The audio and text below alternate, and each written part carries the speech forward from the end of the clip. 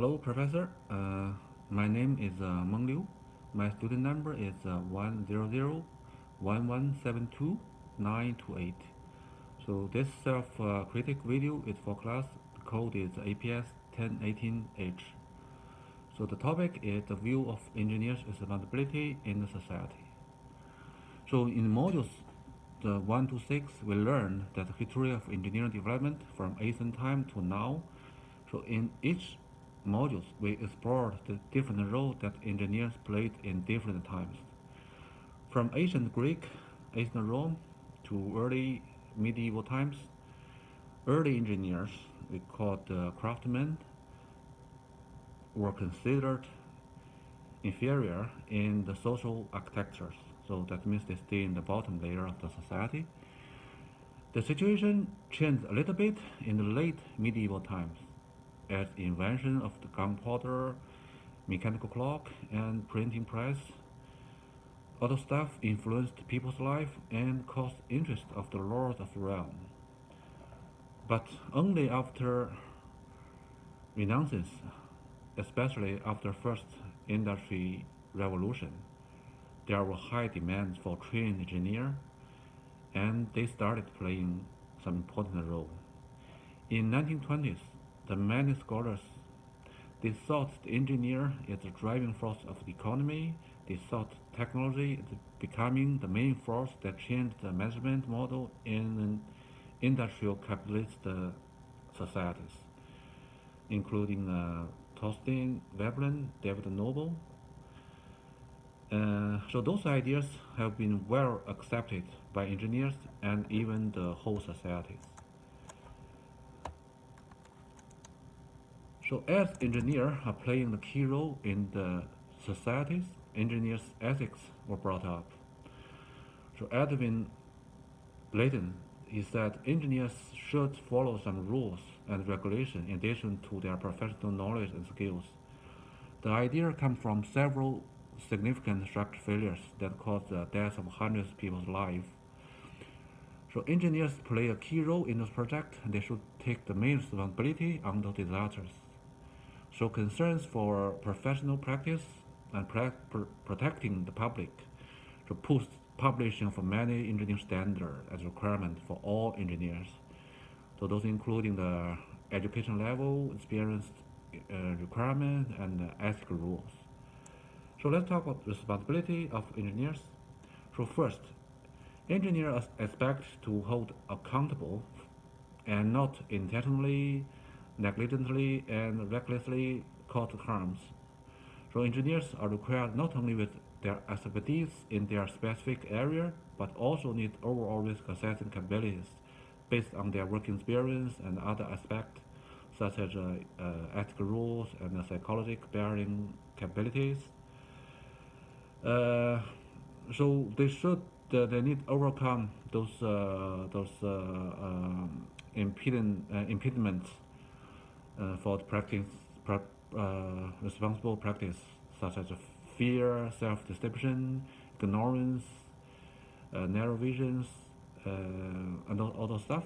Secondly, engineers have responsibility on protection of environment. So engineers have deep relation with the environment. First, their product and the manufacturing may cause the environmental problem and do harm to society.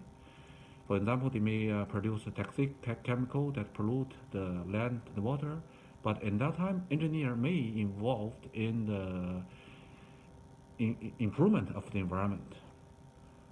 Thirdly, engineers have a responsibility on world peace. So nowadays, engineers has a great effect on world peace. One example is in World War II, the Manhattan Project made U.S. have atomic bombs earlier than the fascists and immediately terminated the war with Japan after two bombs exploded in two Japan cities. So Dr. Oppenheimer and his engineering team fashioned the death of the fascists and built a new world political order. We call it the Cold War and nuclear deterrent. Now the hottest developed technology in nowadays is artificial intelligence, and there are two viewpoints on the development of this technology. One is AI can greatly reduce the human work loadings by replacing human job by machine, so people have more time on their interests and enjoy a better life. Another point, the AI is not controllable and may alienate human after machine develop their own independent ideas and egos. So how to make the AI to serve the society safely and definitely engineers' responsibility. So, but technology is not only force for the society. So as the technology deeply changed the society and becoming a primary productive force, technology determinism are being advocated and held in esteem for scholars and even all the medias. In all this, traditional culture and the moral standards are being ignored. Engineers are using technology to improve people's substantial life, but in the other hand, nobody care much on how to build a rich spiritual life. So the economy in the past 100 years increasing exponentially since the new science and technology keep pushing it. But every year we heard tens of new technology, new inventions, and great products are being generated. So this technology giant companies such as Google and Apple have great power and can affect, even control the people's life. But we also notice that modern society do not produce the great literatures and philosophies that make people's spirit keep at the same pace of the growing technologies. The human become more and more like a machine, so it means they have no emotion, no mistake to make. So the whole society is becoming accurate and high efficient machines, but we are losing the nature of the human spirit. So as computers become more and more important, schools and parents started teaching the children in a very young age to learn how to program.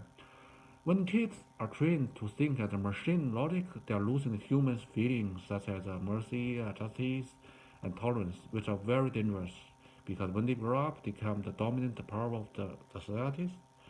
So I thought engineers should learn more the social knowledge and get education on art and philosophy.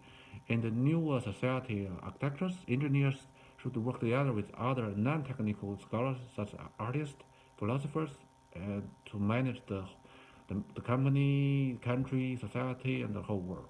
Thank you.